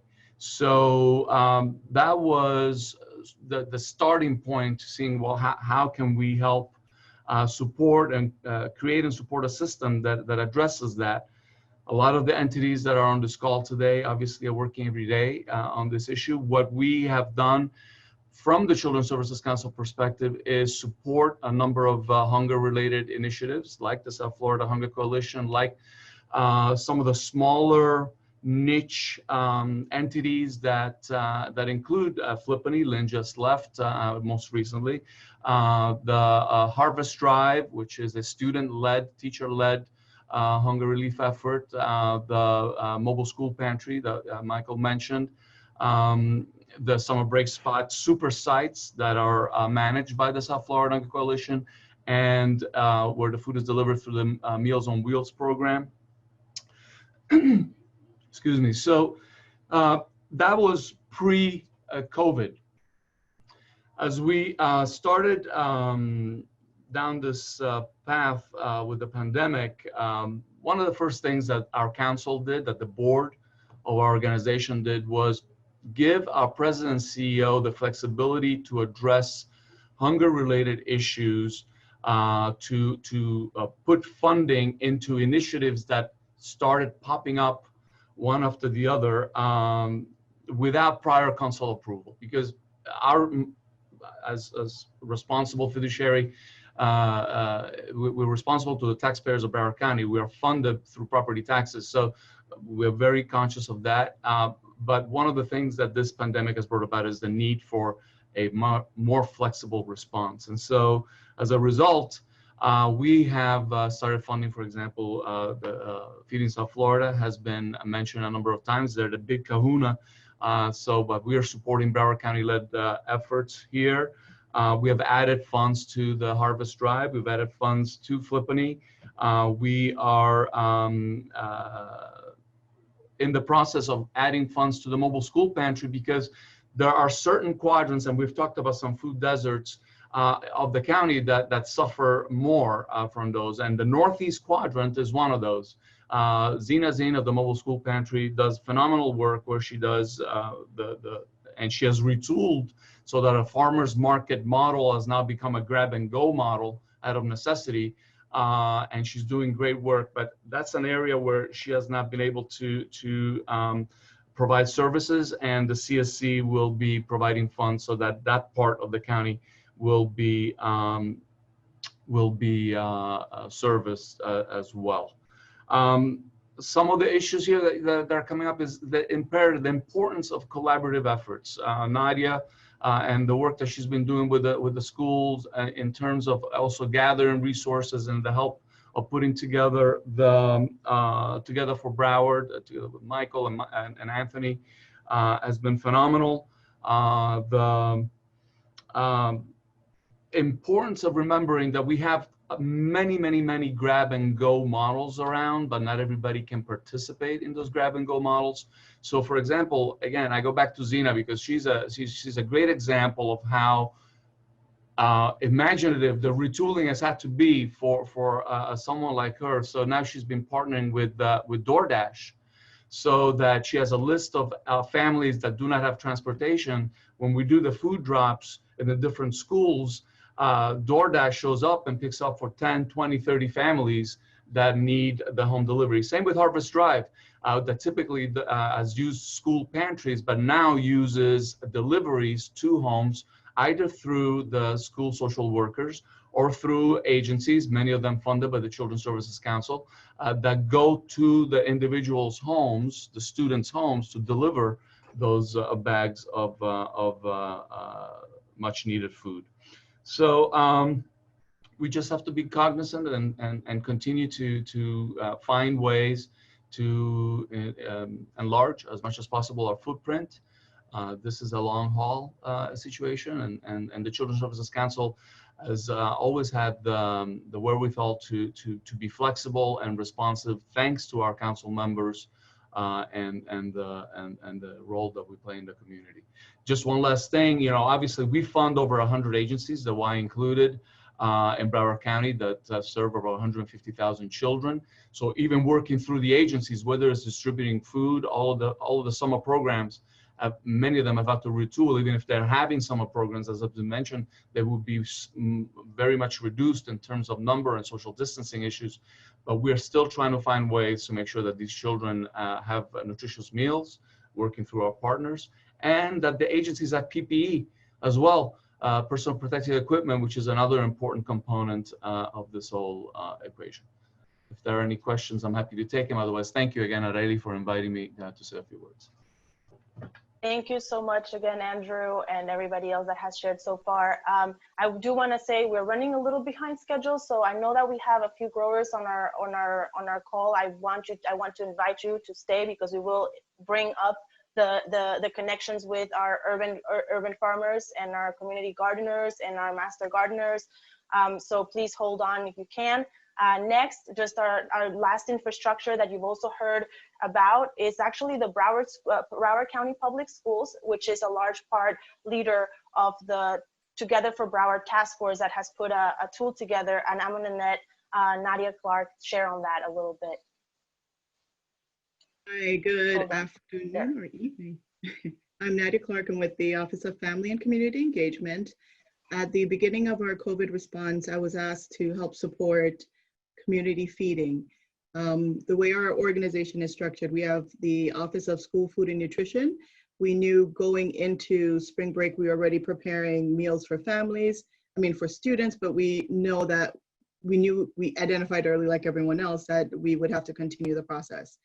So as we were continuing to provide meals for students, we were asked, well, how do we identify resources for families? On the 13th, we closed. By the 15th, we had community organizations reaching out to explore how could we partner, what were available resources. By March 17th, we had our first meeting, and we decided the best support that we could provide would be improve access to needed resources. So we started with creating a GIS map, and thank you, Anthony, for leading that work for us.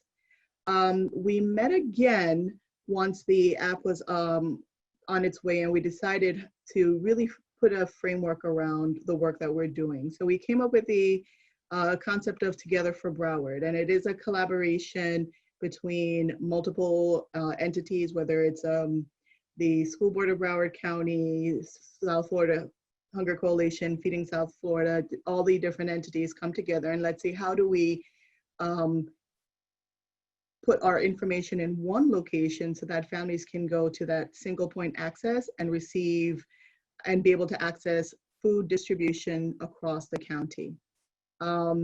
We went through a couple iterations of what that looks like, and actually I think the following week, Broward County itself reached out to say, hey, we have there's an emergency management component, and we hear that you guys are doing this, let's not duplicate.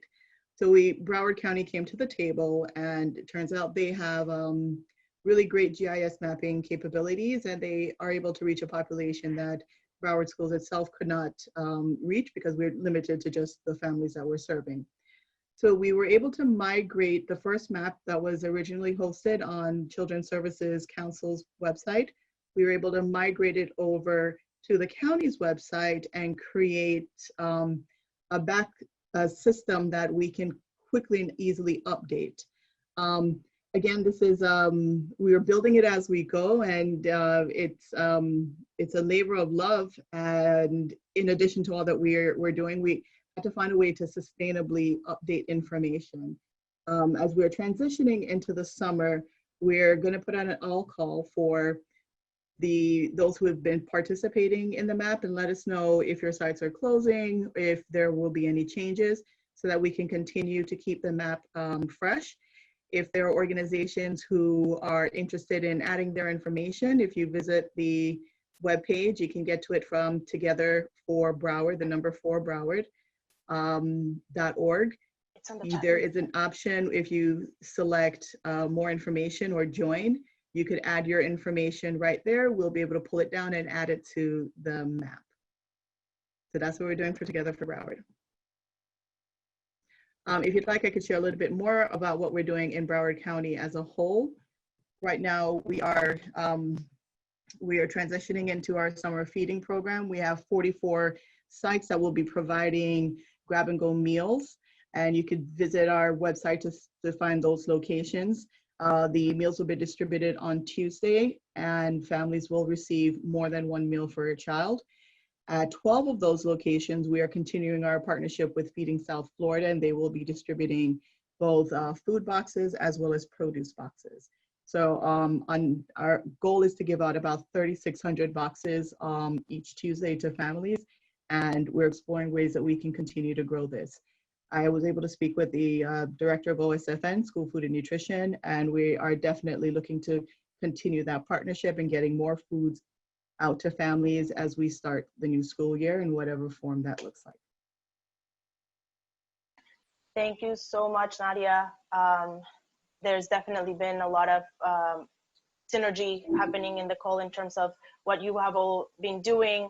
I know that there's different partners also involved, so thank you all that are participating. And I just wanted to also, just closing out our existing infrastructure, just to highlight, these examples are just examples, right? We have in Broward County an existing infrastructure that includes local growers. Like I know that, I don't know if Stacy from the Urban Farming Institute is here. I know we have Scott Lewis here. We also have Jamie and Natalia Earl affiliated with the patch in Dania. So could you all please, let's take a few minutes and trying to bring these connections. Our next section, I'm gonna launch some polls again, just to ask questions. But in the meantime, please help us share a little bit of the perspective of the piece of the puzzle that is, to me, a very large, important one in building resilience within Broward County, which is local growing as well.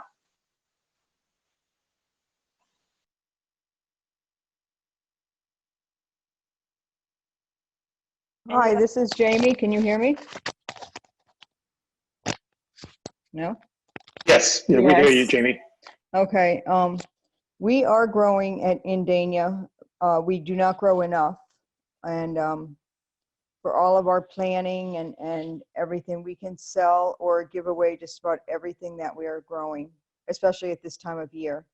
So I think one of the biggest something that we really need to do is start to coordinate growing across the municipalities. We've been talking about it for a couple of years now, and just with money and the wheels of government are so slow, but that is definitely something that would be helpful, especially in planning, growing. We can really, I think we could really help during a pandemic like this, get food to people if we had more local growing. That would be my 2 cents, because we are growing, we give it away, we sell.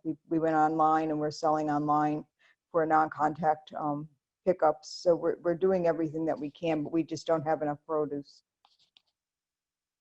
So.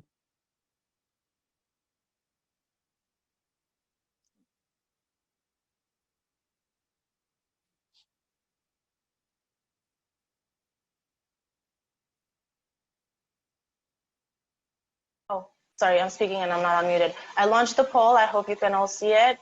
Do we have anybody else that would like to share to to provide another perspective, whether it is local urban farmers or anybody else?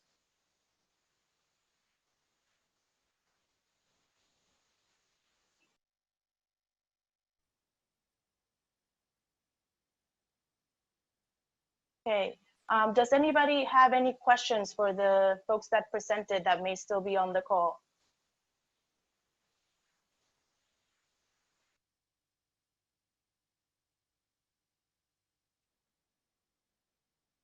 All right.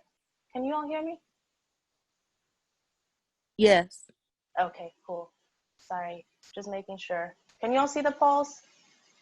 Yeah, well, yeah, I'm actually getting answered. Never mind. I just saw them. Thank you. All right. I'm going to bring up a comment that came up in the chat box earlier that actually relates to some policy and systems opportunities. Last year there was a federal policy or a state policy passed that there is no regulation on yard gardens, right? In terms of local growing. So that would mean that people can just have the freedom to grow food on their front or backyards. However, there is an element of our infrastructure within that is HOAs, right? Homeowners associations. They are the only ones that actually can place regulations on whether communities are able to grow or not within their HOA, right? So that was something that was brought up on the chat, and I think is definitely pertinent to this idea of collaboration, connecting the dots, and then also policy and system support that could make these changes sustainable, right? So anybody have? I know some of you took notes. Anthony, I know you were taking notes, and you may have some questions. So if anybody wants to help us try to connect these dots, try to think of opportunities for collaboration, cross-pollination, please share or participate right now. Unmute yourself. Just remember that. Riley, do you mind if I ask a question if the remaining participants, some issues came up? Please, sure. Please. So I just want to review that we saw existing efforts, emergency food response, which are quite incredible, from Pembroke Park to the Broward County Schools and Sunrise. Those participants that are still there who are doing this emergency food response, if the county or even a regional body like the South Florida Regional Planning Council or even the MPO were to convene you and get your ideas to turn this into a policy, whether that's something you'd be interested in doing. Because these efforts are very important, but one of my concerns is that the efforts could evaporate when leadership changes. And if these are institutionalized into policy, they could exist for 30 years, exist for a generation. And so all of you are doing incredible work, but if the work does get a chance to slow down, would you be interested in working with some kind of policy making government institution or agency at the county level or greater to inform them of the work that you do so they could create the policy to support it? And with policy comes funding as well.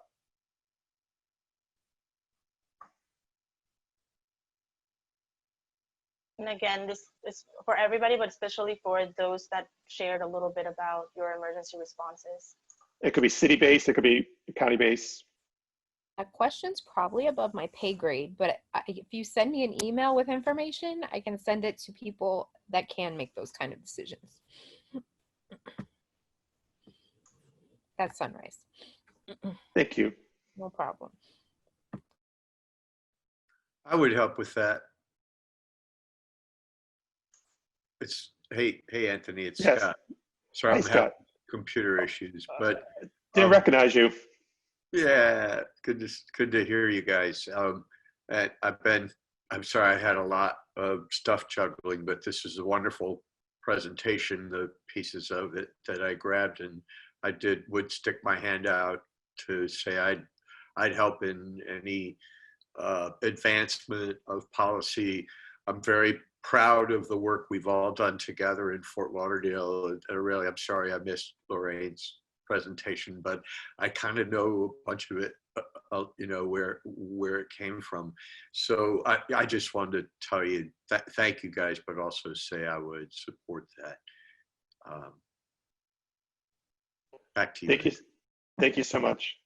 So I just want to reemphasize that the work that people are doing in emergency food response under COVID, it's work that also we translated into a policy change. Right now you're doing systems and environmental change. You're changing the food environment, changing the actual environment of neighborhoods. You're changing how local government works with residents. But so we don't lose that work, we could translate that work into a policy change. And with that policy change, that work could become sustained and institutionalized. So it's no longer reactionary, it's a planned response into the future. I'm quite amazed and proud of Broward County. Really, we have another poll? You want to explain it?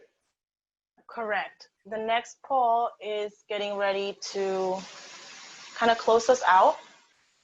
But again, I just want to, before I move on to the next, I just wanted to kind of keep us thinking about this coordinating of approaches and the different players in this big puzzle of food access and how do we build resilience.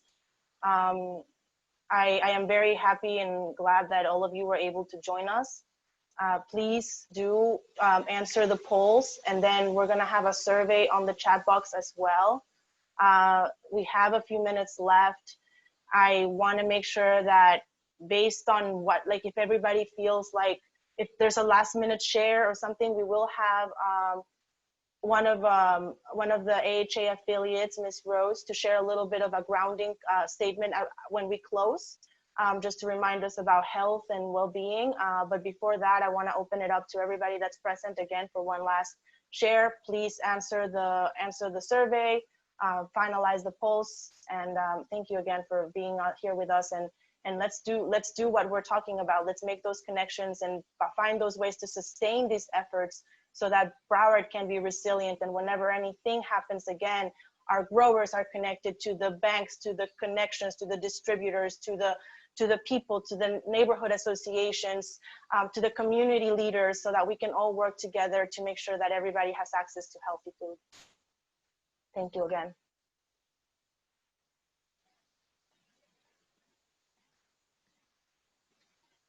Oh, great. I also see Misha's also, Dr. Clark is also sharing about a grant opportunity. That's another element if anybody's interested. If you see grants come your way and you're looking for partners, send us information. We might be able to connect you to somebody that's doing the work that you need to complement your grant application. So please just let's try to find opportunities to stay connected. As I mentioned, we will be sending a follow-up email to this convening to ask to share with you the report of what we found through this conversation, as well as some of the data that came up from the polls and the chat. And we want to continue to have these conversations. So the last question, some of the questions that you have in the survey are asking specifically about how you would like to stay connected. What is your capacity? What are the things that maybe you think are most feasible for you and your community, your organization? What are the aspects that you could participate more readily with?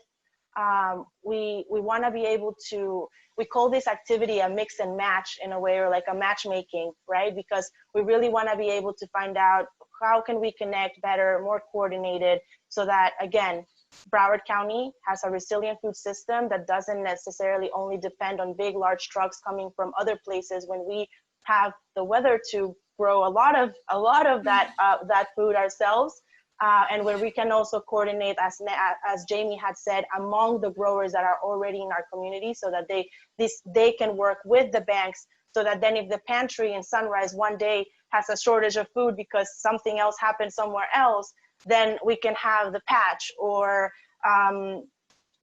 Criswell Farms or another local grower that can supply and support, you know. So thank you everybody again. There is also more information on the chat if you want to take a look. And sorry, I misnamed the person, and I apologize. And now, any last minute thoughts? Hi, Yes. this is Maisha. Yes. Thank you. This was amazing. I enjoyed learning from everyone. And for the USDA grant, Dr. Cara Rockwell from FIU and myself from UF Gainesville are interested in applying. So if either of you, your organizations are interested in working with us, then we'll be happy to have a chat. So just wanted to plug that in there. Thank you. Thank you so much, Dr. Clark. And Scott Lewis. You're on mute. I can't hear you. Yeah, we can't hear you. Oh no, we lost him. Hopefully he'll join in. Something is on mute. Yeah. Somebody else, are you there? Hello? Hi, Hello? Arlie. Hi. There we go. There we go. There we go. Vice Mayor Clark and Joy Brown and Miriam Jock. And we want to just thank you very much for all you're doing. And did you have a question, Joy, you wanted to ask real quick? But it's already up there. It's already up there. Okay, and thank you. And like I said from the beginning, we need more food. Yeah. Thank you. Yeah. Vice Mayor Clark, I think we need to connect to more growers. Since you have your food forest, we need to connect with more growers. I think that's going to be the next level for the Pembroke Park to supplement the papayas. Okay. Yeah. Well, we're doing a lot more than papayas. We got bananas. I know. But we can't grow it fast enough. Correct. But would you make sure, we had some other thoughts that we want to be able to go to a central location, and then our residents can go to that location and then find out things that they need, that they can get, and how to get them. I think that is another avenue. Correct. But we need to keep talking. The bottom line is we need to keep talking and working on this. Very positive.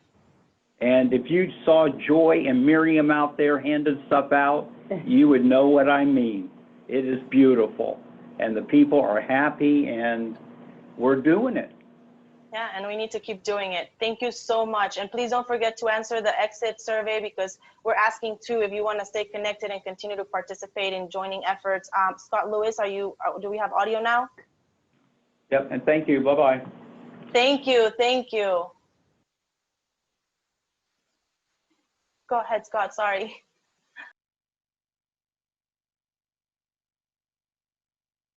Me, Scott? Strawbridge? Sorry, Scott Strawbridge. We're Hi. trying to get Scott Lewis. Yeah. Oh, excuse me. Sorry.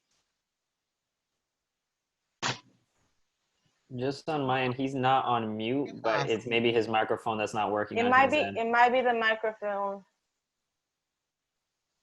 Maybe if you disconnect your microphone and just do it from the computer.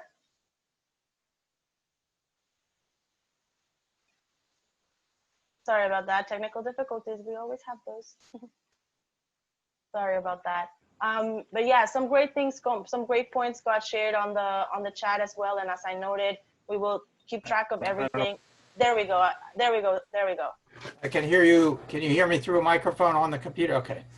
So basically, I was curious about, what Anthony was proposing. Was he proposing a food policy council come out of this meeting? I don't know. That's why I wanted to ask. Well, Anthony, go ahead. Yeah. Sure. I wasn't exactly proposing a food policy council. It could be something like that, but we have leadership who are actually doing actionable work, and that work can inform existing policy making agencies. It could be the MPO, it could be Broward County. They have dedicated staff who are already making policy. We saw Fort Lauderdale had a whole element dedicated to health and a healthy community, which includes healthy food access in each of the policies. So unlike 10 years ago, there are existing public policy-making agencies at the city and county level that are now receptive and actually have policies that need actionable information. And so that's a big change. And so I think one thing Food for All can do is convene the people who are doing the work right now, the people who are actually making policy, and make the connection for long-lasting policy that has implementation steps to it. Anthony, just to follow up, and I don't know if people are, or if you got a minute to talk. I don't know who at the county is doing that kind of thing. I know Samantha Danchuk was on the phone call at Environmental Protection Division, but and Adelma Quintana, who works with Commissioner Beam Fur was on for a little bit. Or who at the county is involved with that stuff? Sure. So the whole group that's involved with the land use planning and community planning, actually the whole Broward Next 2.0, the whole Broward Next team, they've been involved with revamping the comprehensive plan policies going back 4 years now. And so we never had that before. And so that now exists. But what Food for All can do and what you can do is we can help you contact those people, those teams, and set up a system where action and policy are connected. Because right now where policy is being made, it's informed by public input process, but it's not necessarily connected to action. And so we have a wonderful opportunity where we have policy, action, and we can make the connection. Well, that sounds like a good idea. Maybe I can follow up with you and see who at the county would be great to do that sort of thing. So that would be appreciated. So thank you. Great, Yeah. thank you. No, and that would be perfect, because the idea, some of the questions that we asked on the poll is we're trying to also figure out our next steps, right? And some of the things that have been coming up in just previous conversations to get healthy food for everybody is that we may be able to have smaller convenings where there may be focus groups, I guess, in a way of different, and focus on different aspects of the system, so that then we can go more in depth with each of the pieces of the puzzle, so that then the experts in each of those areas are able to kind of share your recommendations and your vision for a more resilient Broward County for food. Okay. Yeah. Great. Well, I'll look forward. And Anthony, I think maybe you have my email after this phone call. So, you know, if we can follow up with either some email or a phone call, that would be terrific. I'll make sure to make sure that Anthony has your information, Scott. Okay. Thank you so much. No, thank you again. So now we're over time, but you know what? This is great conversations. I don't mind staying a little bit longer if you want to have if you want to continue the conversation. But I do want to acknowledge that the time frame is over. Yeah. So if you have to go and if you need to leave, yeah, I actually have to thought, you know, this is ironic, but you'll find that this is amusing and it's related to our topic here. There's a neighborhood network, which is you know, one of these computer social media things, and I'm on a gardening neighborhood network, and somebody's going to pick up some okra seedlings from me any minute now, so I've got to go deliver something here. So you're making sure that other people grow too. So thank you very much. The purpose, right? Thank you very much. All right, thank you. All right, thank you. Bye bye. Bye bye.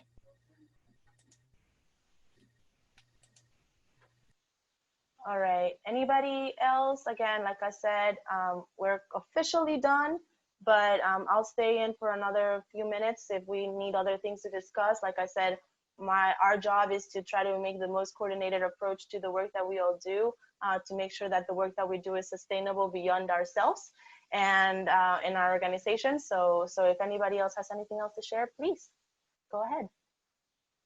Hey, Aurelie? Yes. It's Scott Strawbridge. How are you? I'm well. It's been hectic, tech challenges, schedule pushes. I've been trying to listen out of one ear. I do want to. We'll talk offline, but for the benefit of still looks like 26 folks left, to let you know that Amelia is working through the Y, of course, with the community health workers and the food outreach. I'm working on another part of it, which is creating a permanent food hub in the ground floor of the new Y on Sistrunk. And we're in the very early stages. Tomorrow, there's a little private convening. I'm so sorry that was, we'll talk about that later, but you will be there. And this is to get the neighbors, the HOA presidents are coming to talk about what that looks like. And a lot of this was born out of COVID. It was always a part of the vision to acknowledge food at the new Y, but we all looked around and talked about how we didn't want to see this popping up out of the backs of trucks and in parks, that it should become more of a fixture of resiliency. Is it going to be a 30,000 square foot supermarket? Of course not. That's the, and so realistically, but we got a vision, and we're going to begin to convene and listen to folks, and everybody in this network. We'll be doing outreach to everybody who was on earlier and is on now. I'm just actually officially got this started 2 days ago. So just ramping up. Amongst other things, that is something that we would hope to see going on in the ground floor of the Y. And that would mean, in our ideas right now, it would mean produce, grocery items, milk, meat, eggs, the whole 9 yards, and hopefully with the right partners in place, some prepared foods or juice or what have you. We'd love for it to become a place that the community really wants to hang out. And I'll add that the urban farm just 2 blocks away is running quietly, but our residents at the Housing Authority are availing themselves of that free food and have been for years. And Miss Lisa is over there, and I think it's in pretty good hands. But I actually kind of technically retired last Friday, so it's not in my hands anymore. But anyhow, there's work going on, feet on the ground, to get something tangible. The policy was a great backdrop for that, and it's going to make it easier for us to make our case across the board. And I'll leave you with one last thought to Anthony's point about branching out and getting more policy adopted, whether it's through the county or the MPO. He's right, and you guys get the credit. Fort Lauderdale has a rock star example of social responsibility and food policy being at the core of that.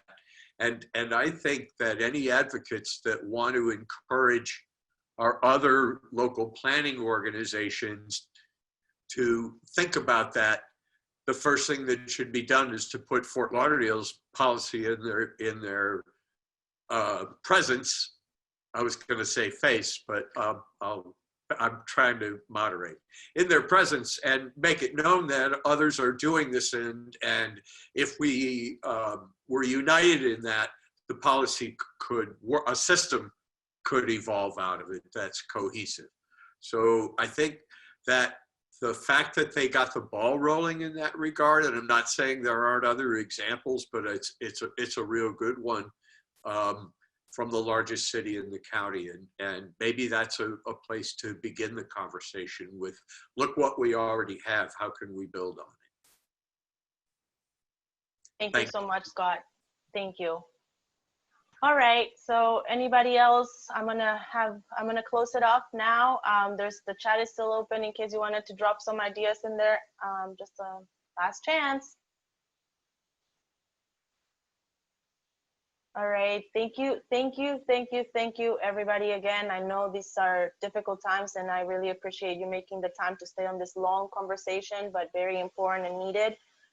Again, we will touch base with you later on. And if you have any questions, thoughts, or ideas, or if you're like me and some days you'll be woken up in the middle of the night with something that you can work on, please don't hesitate to contact us. My contact information is on the slide. And yeah, we're here to support a more resilient and equitable and stronger food system in our county, and we will work with